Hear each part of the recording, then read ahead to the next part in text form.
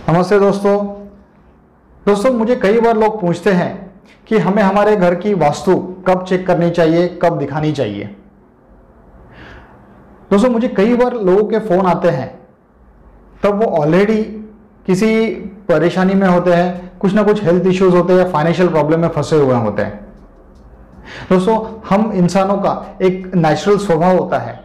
कि जब हम फिट होते हैं, जब हम तंदुरुस्त होते हैं, तब हम कभी कोई डॉक्टर के पास नहीं जाते, कोई न्यूट्रिशनिस्ट के पास या कोई डाइटिशियन को हम चेकअप नहीं करवाते हैं।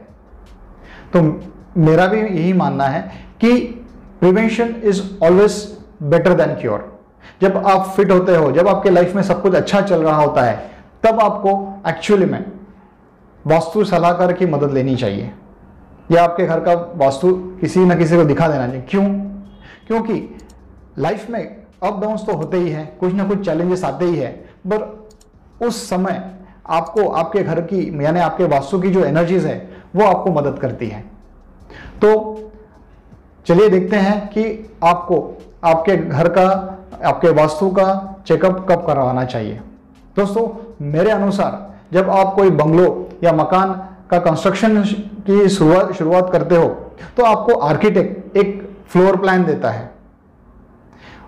उस समय आप किसी अच्छे वास्तु कंसल्टेंट के द्वारा उसे रिव्यू करवाइए, क्योंकि उसके बाद में आप ये चेंजेस नहीं कर पाओगे। जो आपके घर का जो प्लानिंग डिजाइनिंग है, घर के जो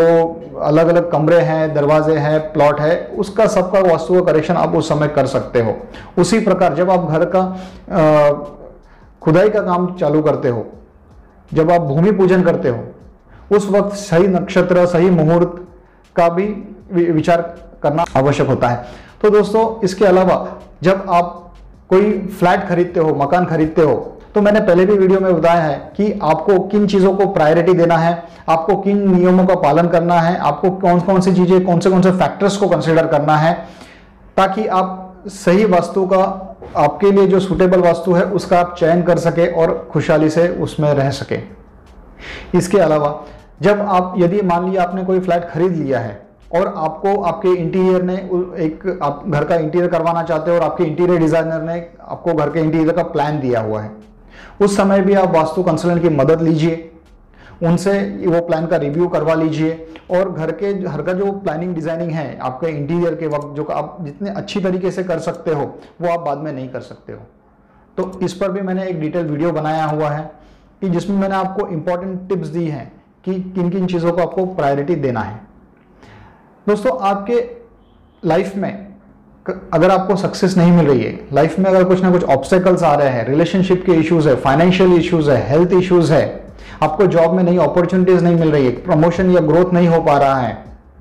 इस प्रकार की कोई भी समस्या है, इन सब का संबंध कहीं ना कहीं आपके घर के वास्तु से है और इन सब चीजों का सोल्यूशन आपके वास्तुशास्त्र में अवश्य है।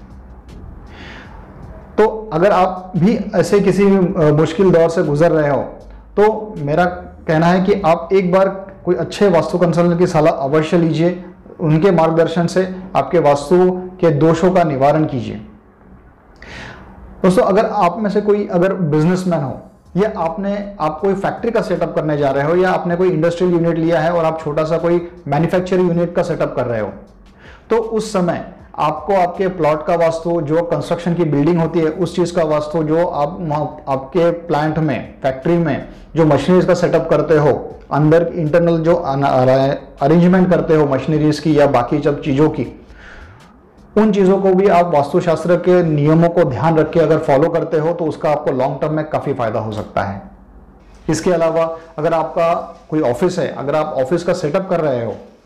तो उस समय आपके ऑफिस में जो केबिन्स है, कॉन्फ्रेंस रूम है, रिसेप्शन एरिया है, सर्वर रूम है, मंदिर है, इन सब चीज़ों को आप वास्तुशास्त्र के नियमों के अनुसार प्लानिंग डिजाइनिंग अगर करते हो तो आपको आपके बिजनेस में काफ़ी फायदा होगा। और ये दो चीज़ें हैं जो इंडस्ट्रियल वास्तु है, कमर्शियल वास्तु है, इन पर मैं, इस विषय पर मैं डिटेल में अगला वीडियो भी बनाने वाला हूँ जो आपको काफ़ी मददगार साबित होगा। अगले वीडियो का इंतजार कीजिए, इस वीडियो को लाइक कीजिए, हमारे चैनल को सब्सक्राइब कीजिए। तब तक के लिए धन्यवाद, थैंक यू।